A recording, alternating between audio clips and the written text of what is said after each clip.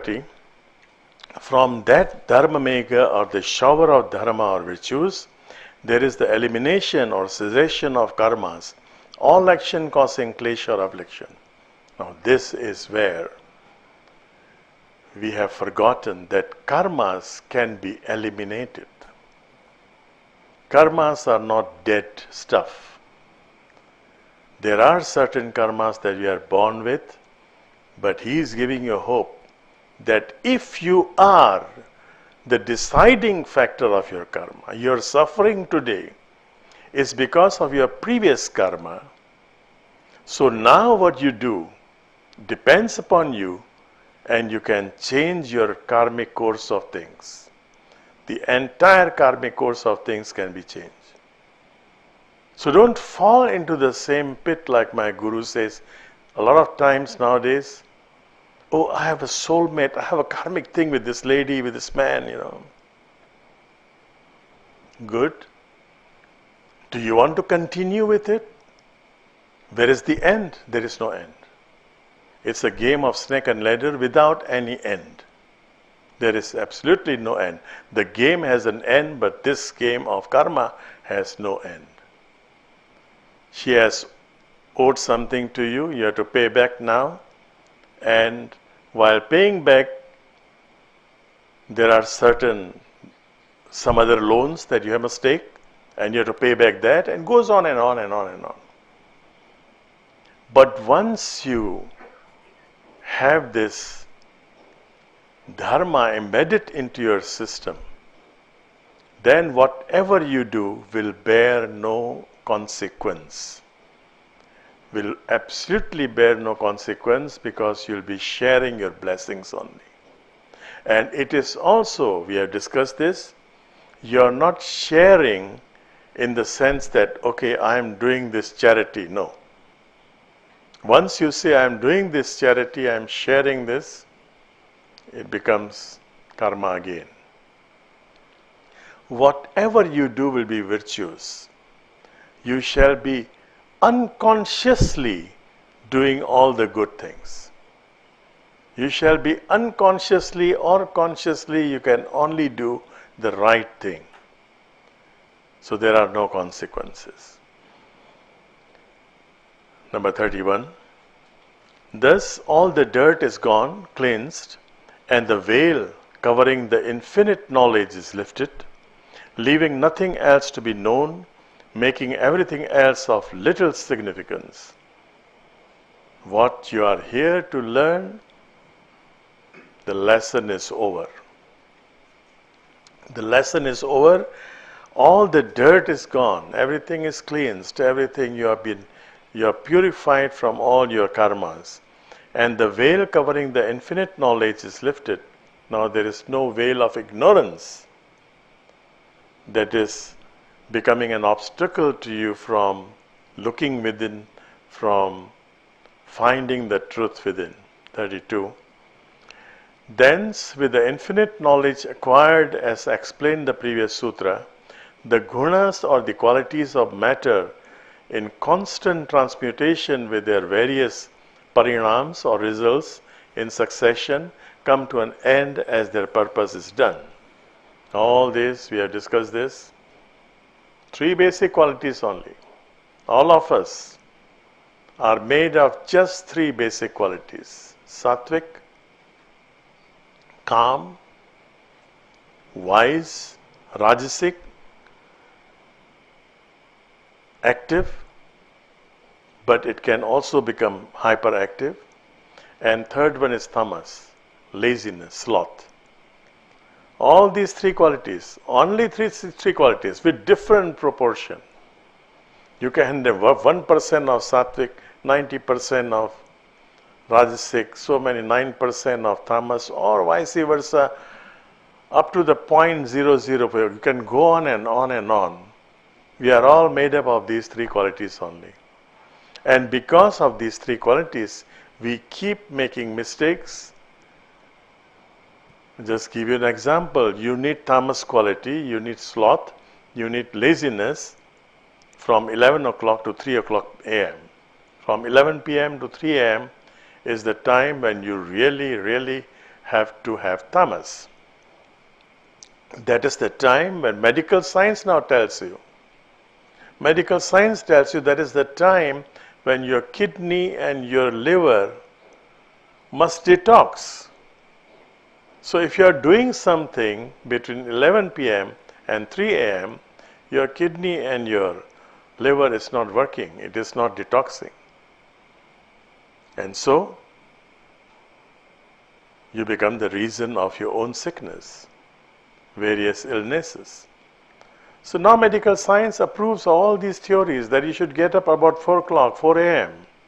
Brahma Muhurta, that is the time when your mind is in the sattvic mode, from 4 to 7, around that time. Your mind is in the sattvic mode.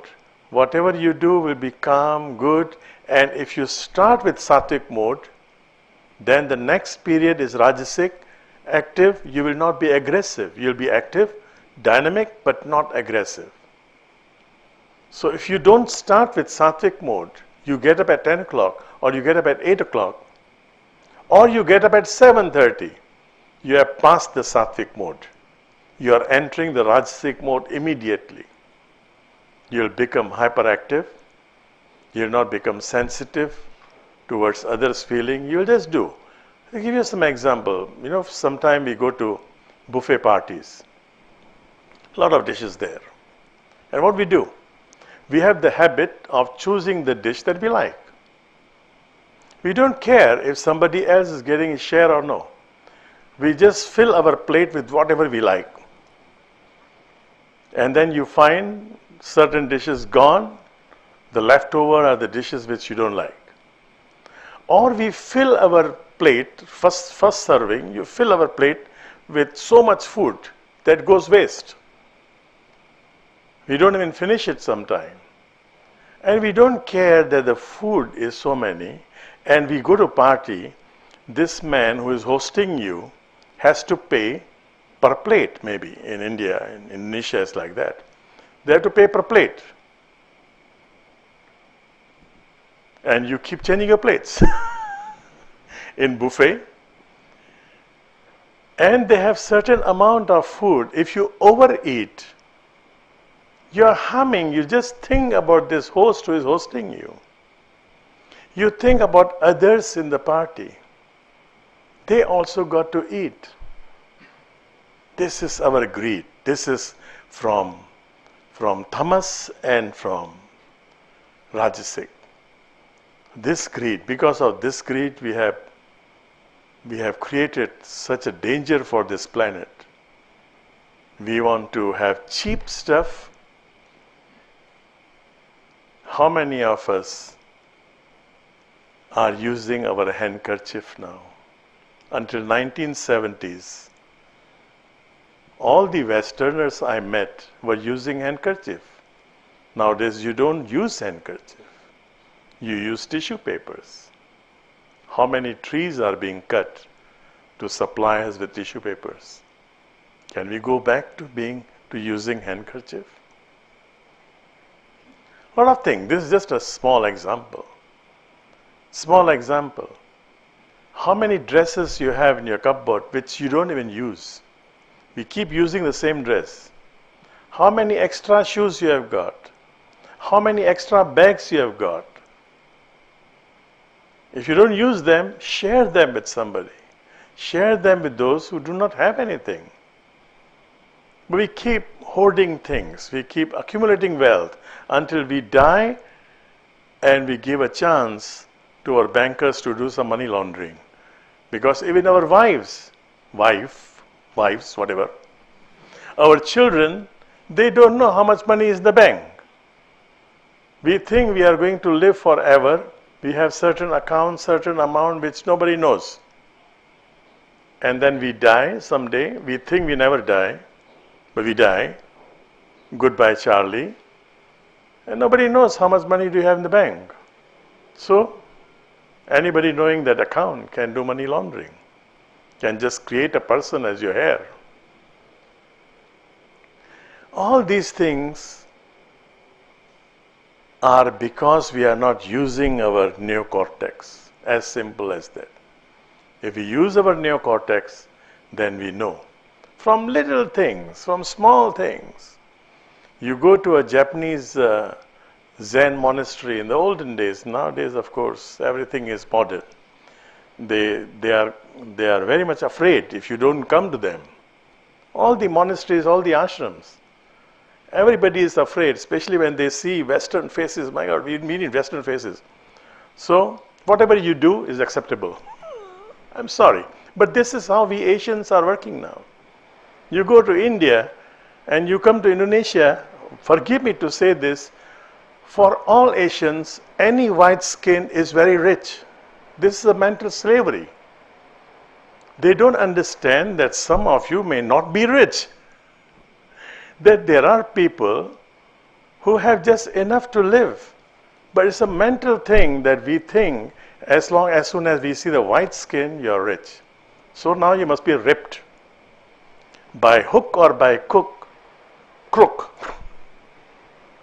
Not cooking.